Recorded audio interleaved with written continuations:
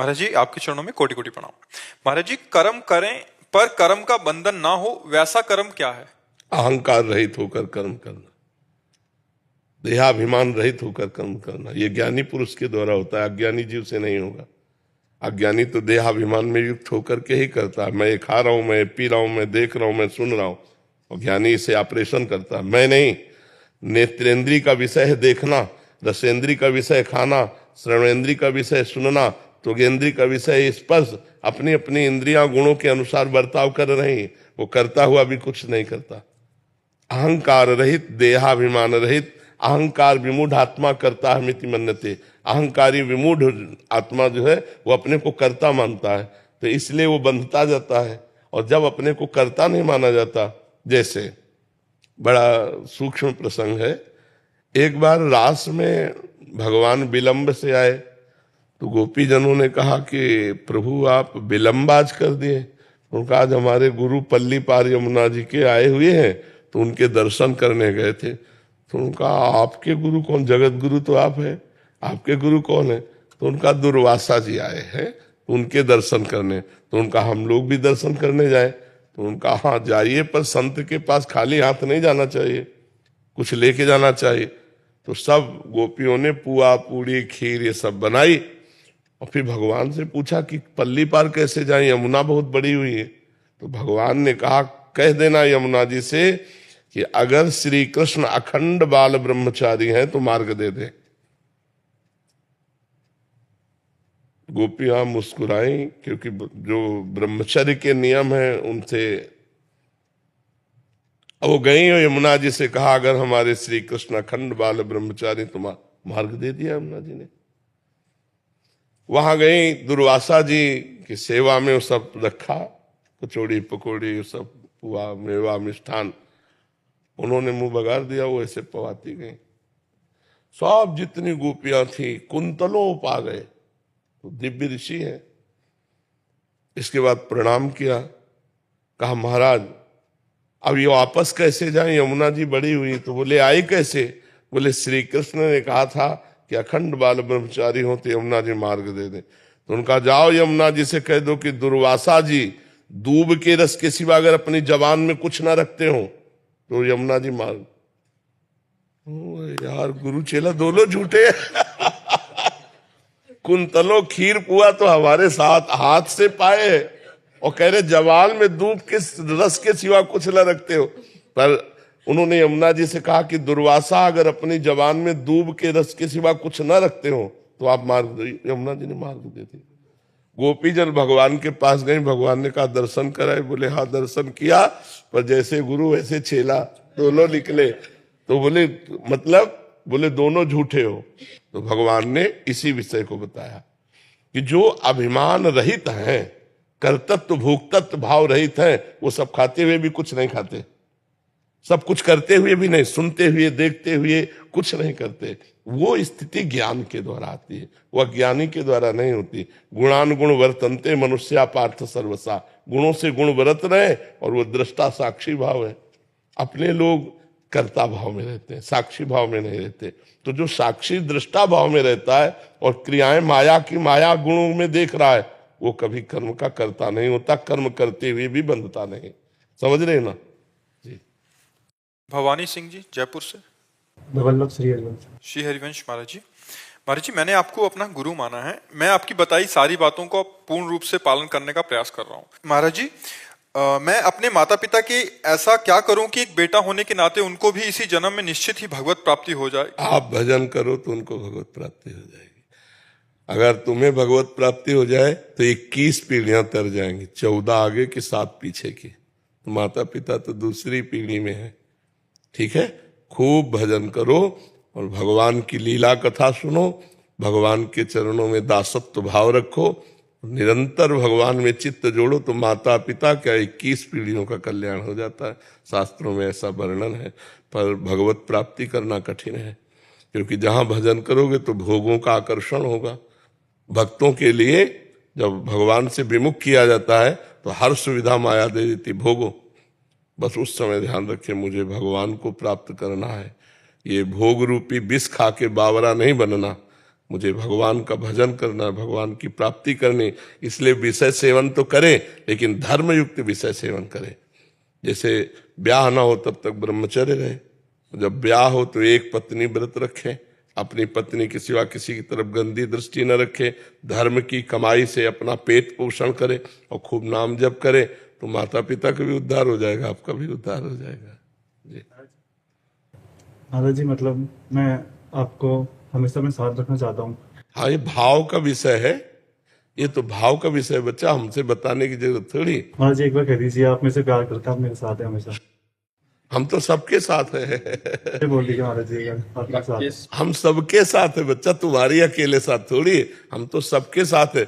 जिसकी जबान पे राधा नाम है वही हम विराजमान है। तो ये राकेश जी, इंग्लैंड से। राधे राधे, सत श्री अकाल। राधे राधे महाराज जी, आपके चरणों में कोटि कोटि प्रणाम। प्रभु जी, नाम जप एवं कीर्तन और साथ में भाव से क्या भगवत दर्शन संभव है? हाँ, इतने से हो जाएगा, पर निरंतर होना चाहिए। अंतर है, अव्याव्रत भजनात्, अखंड भजन, तैल धारावत। श्वास नाम दो बिलक चलत है, इनको भेद न मोह को भावे। श्वास ही नाम, नाम ही श्वासा, नाम श्वास को भेद मिटावे। रोम रोम जब रग रग बोले, तब कुछ स्वाद नाम को पावे। तो उसी में रूप का प्रादुर्भाव हो जाता है, भगवान प्रकट हो जाते हैं। भगवान ने वैसे भी कहा, मद भक्ता यत्र गायंती तत् तिष्ठामि नारदा। जहाँ मेरे भक्त मेरा नाम कीर्तन गुण कीर्तन करते हैं, वहीं मैं विराजमान रहता हूँ।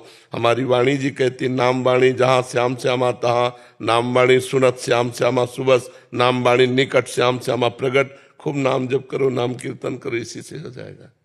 बबीता जी, मथुरा से। श्री हरिदास। महाराज जी, राधे राधे, आपके चरणों में कोटि कोटि प्रणाम। गुरुदेव भगवान, मन में नाम जप के साथ साथ विचारों की जो रील साइड में लगातार चलती है, अगर शरीर छोड़ते वक्त भी यदि ये दोनों साथ चलते रहे तो क्या भगवत प्राप्ति होगी? हाँ, क्योंकि नाम सत है और वो असत है। असत की सत्ता नहीं, सत हर समय विद्यमान है। इसलिए जैसे अजामिल ने अपने पुत्र को पुकारा, उसका नाम नारायण था, नारायण। उसके चिंतन में भगवान नहीं थे, केवल भगवान का नाम पुत्र का रखा गया था, तो उसके चिंतन में पुत्र था और बुला रहा था नारायण। तो अंतिम समय नारायण नाम उच्चारण मात्र से भगवान के पार्षद आ गए और अजामिल को जमदूतों के फंदों से छुड़ाकर परम पद की प्राप्ति हुई। तो भाव हो या कुभाव हो, इससे कोई मतलब नहीं है। यदि नाम चल रहा है, अंतिम श्वास छूटी, तो उसे भगवत प्राप्ति होगी। भाव कुभाव अनख आलसहु, नाम जपत मंगल दिश दशहु। दसों दिशाओं में उसका मंगल होता है जो भगवान का नाम जप करता रहता है। और अंतिम समय भगवान का नाम आ जाए तब तो परम मंगल हो ही जाएगा, इसमें कोई संशय नहीं है। विचार कब खत्म होते हैं? अब मन शांत होना चाहता है बट विचार रुकते नहीं। जब तक हमारे अंदर वासना रहेगी, चित्त में परत की परत वासनाएं जमा है, दुर्वासना मम सदा परिकर्षयन्ति। जब चित्त निर्विकार हो जाएगा तब स्फुरणा बंद हो जाएगी। जब तक चित्त में विकार है, मलिनता है, तब तक स्फुरणाएं बनी रहेंगी। चित्त और मन एक ही बात है। जब निर्मल हो जाएगा तो भगवान का साक्षात्कार हो जाएगा। निर्मल जन मन सो मोहि पावा, मोहि कपट छल छिद्र न भावा। बहुत जन्मों में हमारे पाप हुए हैं, गंदे आचरण हुए हैं, अच्छे आचरण हुए हैं, उन सब का लेखा जोखा हमारे चित्त में है।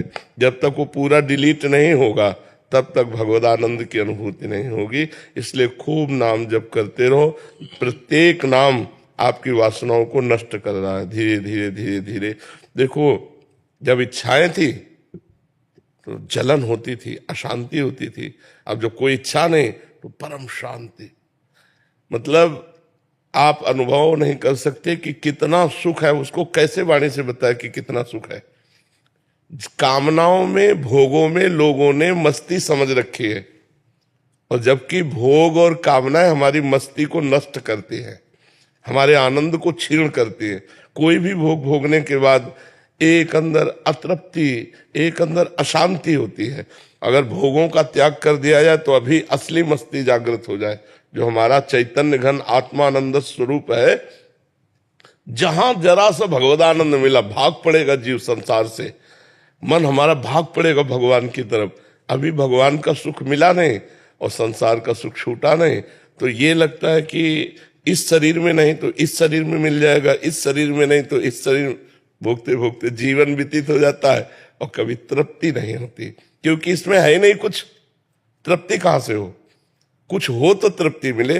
देखो गोस्वामी तुलसीदास जी को जब राम जी का साक्षात्कार हुआ तो वो कह रहे हैं, जाकी कृपा लवलेश ते मति मंद तुलसीदास हो, पायो परम विश्राम राम समान प्रभु नाही कहूं। परम विश्राम इस पूर्णा ही नहीं हो रही।